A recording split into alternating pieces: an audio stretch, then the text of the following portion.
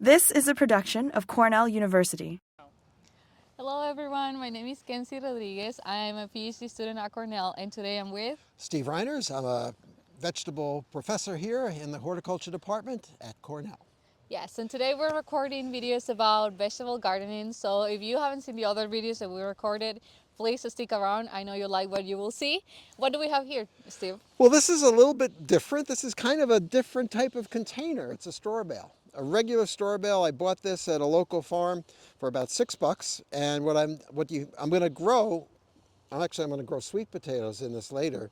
But before I put anything in here, I have to make sure that we condition this bale, essentially turning it into almost a little compost pile that we're going to have. So I put this here earlier this week. Every day I've been coming out and I've just been getting it wet. That's all I'm doing. 3 or 4 days of just getting it wet. And then you want to take about a cupful of a high nitrogen fertilizer. What I've got here is ammonium sulfate.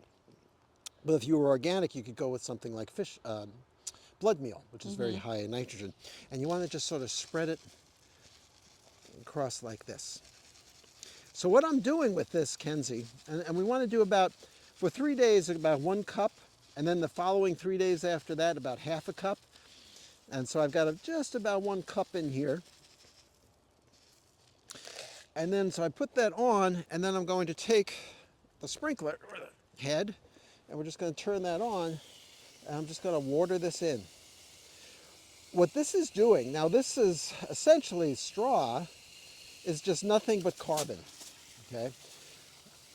And once I start adding some nitrogen to it, that means nitrogen is going to get in there, it's going to start feeding the microbes. Because that's the thing that's holding back any microbial growth here, is there's no nitrogen, it's all carbon. It's all the browns, as they talk about in terms of if you're composting. Now I'm putting the greens in, which is the nitrogen. Yeah. So I'm going to water this in. For how long do you think we could do this? Like we should do this? So again, 3 days of just water, 3 days of a cup of nitrogen fertilizer, 3 days of a half a cup of nitrogen fertilizer, and then I like to go with maybe a complete fertilizer on the 10th day, just sort of water it all in. I'm going to put a thermometer out here, but what you'll see is probably in about 4 or 5 days, the temperature inside of this is going to get up to 130 to 150 degrees because it's just going to explode. The microbial growth is going to be just feeding on that nitrogen, creating essentially a compost pile within this. So once that happens, then it'll start to cool down, and then you can just sort of make a little opening here in this, and this will be easier to do once this is conditioned a little bit more. And I can put a sweet potato plant in there, and the sweet potatoes will be growing here. And at the end of the year, all I need to do is snip away the top of the sweet potatoes, knock this over, and there's just going to be this beautiful sort of internal compost within. Pull the sweet potatoes right out, and what's left of the straw bale, I'll just throw back onto my beds in the fall. Wow, that's really nice. How did you think of doing this? I'd love to take credit for it, but I've read a lot about it. We've done this before with one of the local schools, and we've had some success with it. Yeah. Well, thank you so much.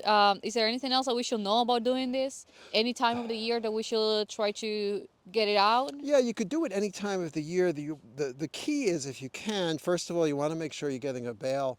Be great if it was organic, but at least it hasn't been treated with any kind of a herbicide before it was cut, because that could lead to some problems with what you plant into it.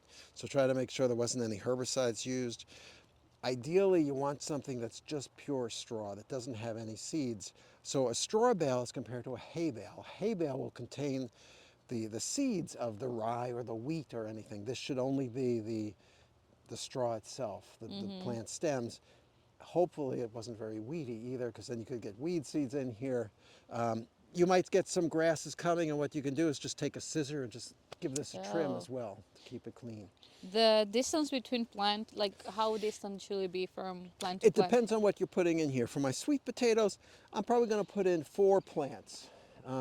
If I was doing something like beans, I could probably put in 20 to 25. So it sort of depends on the plant you're putting in. Awesome. Well, thank you so much. We hope to see this when you harvest, and check out our other videos. Go to the Cornell website. Dale pausa. So thank you so much, Steve. And if you have more questions or want to learn more about vegetable gardening, go to the YouTube Steve's channel, and then you can also go to the Cornell Vegetable website to read more about this and other tips that we have for you. Thank you. This has been a production of Cornell University, on the web at cornell.edu.